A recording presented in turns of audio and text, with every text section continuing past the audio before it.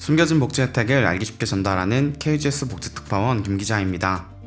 대표적인 신분증으로는 주민등록증과 운전면허증이 있습니다. 신분증은 자신을 증명하는 도구로서 일상생활의 많은 부분에서 쓰이고 있는데요.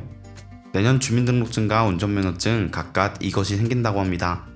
우리 일상생활에 너무나도 중요한 신분증인 만큼 모르고 지나친다면 큰 불편을 겪을 수 있습니다.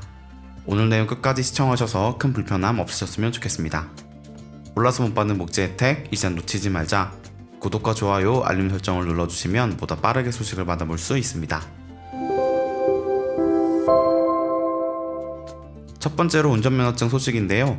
운전면허를 준비하시거나 2종 면허를 1종으로 갱신하려고 하시는 분들에게 희소식입니다.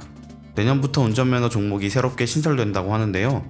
현재 운전면허는 자동차 크기별로 1종과 2종, 변속기의 종류별로 자동과 수동으로 나누어져 있었습니다. 수동 차량이 대부분이었던 과거에는 대부분 1종 보통 면허를 따셨는데요. 대부분의 차량이 수동 변속기에서 자동 변속기로 바뀌면서 2종 자동 면허를 따시는 분들이 많아지고 있었습니다. 21년 기준 국내 전체 등록 차량 중 무려 80%가 자동 변속기 차량이라고 하니 추세가 변하는 것이 특별한 일은 아닌데요. 그래서 갈수록 수동 면허의 실효성이 떨어지고 있었습니다. 최근에는 화물차나 대형 차량도 자동 변속기를 사용하다 보니 1종 보통의 경우 시험의 의미가 더 떨어졌습니다.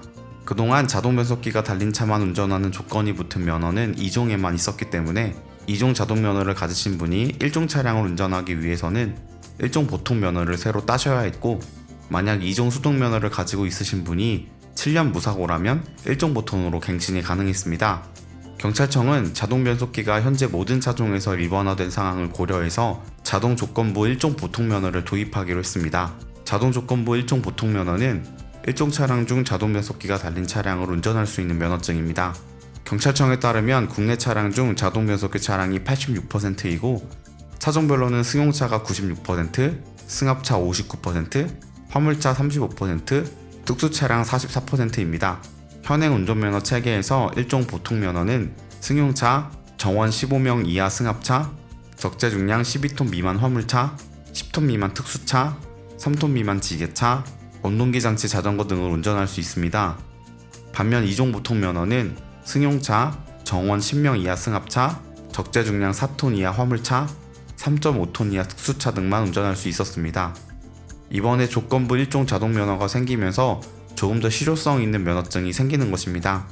따라서 앞으로는 2종 자동 면허를 가지고 계신 분이 7년간 무사고라면 1종으로 자동 갱신되어서 시험 없이 카니발이나 스타렉스 운전이 가능해집니다.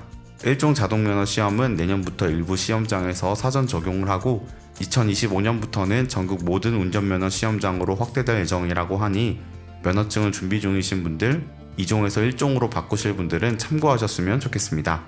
두 번째는 주민등록증에 관한 소식입니다. 정부가 운전면허증처럼 주민등록증에 유효기간을 두기로 했는데요. 운전면허증의 유효기간은 10년이지만 주민등록증은 유효기간이 없기 때문에 20년 넘은 주민증도 쓰이고 있어 본인 확인이 어려운 경우가 있었습니다. 따라서 신원정보 최신화를 위해 주민증에도 유효기간을 두기로 한 것입니다. 유효기간은 해외 대부분 나라처럼 10년으로 정할 예정입니다. OECD 회원국 중 주민증 같은 신분증이 있는 나라 31개국 중에 한국과 콜롬비아만 유효기간이 없다고 합니다. 신분증 관련 변경사항은 이뿐만이 아닌데요. 모든 국가 신분증에서 국민과 외국인의 성명이 온전하게 표기됩니다. 현재 신분증에 기재되는 한글 성명의 최대 글자 수가 주민등록증은 18자, 청소년증, 운전면허증, 장애인 등록증은 10자, 여권은 8자, 이달 초까지의 국가유공자증은 14자로 각기 달랐습니다. 이 글자 수 제한 때문에 운전면허증에 이름이 불완전하게 표기된 사람은 약 22,000명이 된다고 하는데요. 이에 따라 앞으로 신분증 최대 글자 수는 한글 성명은 19자, 로마자 성명은 37자로 통일됩니다. 또한 신분증 발급 신청 때 제출하는 사진의 규격도 모두 가로 3.5cm, 세로 4.5cm, 여권용 사진과 같아질 예정입니다. 행정안전부는 모바일 주민등록증 발급 근거를 담은 주민등록법 개정안이 국무회의에서 의결됐다고 밝혔는데요. 이르면 내년 하반기부터 모바일 주민등록증이 발급됩니다.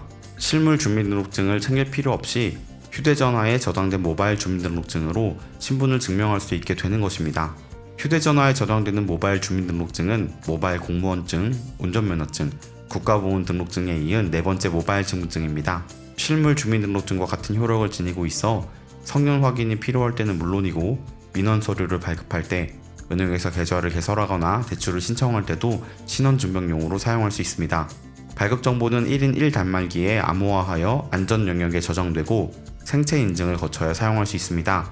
암호화 등 최신 보안 기술을 적용해 해킹이나 복제 가능성 차단 등 기술적 안정성을 확보할 계획이라며 스마트폰 분실을 대비해 전용 콜센터와 누리집을 운영하고 분실 신고 시 즉시 사용을 중단시켜 도난과 도용을 예방할 것이라고 밝혔습니다. 오늘은 내년부터 변경되는 신분증 관련 사항에 대해서 정리해보았습니다. 앞으로도 구독자님들을 위해서 발빠른 소식 전달해드리겠습니다. 놓치는 혜택이 없도록 숨겨진 정보를 찾아 나서는 복지특파원, 저 김기자가 앞으로도 도움되는 소식 전달해드리도록 하겠습니다. 채널 구독과 좋아요, 알림 설정 부탁드리며 더 좋은 정보로 찾아뵙겠습니다. 지금까지 KGS 복지특파원 김기자였습니다.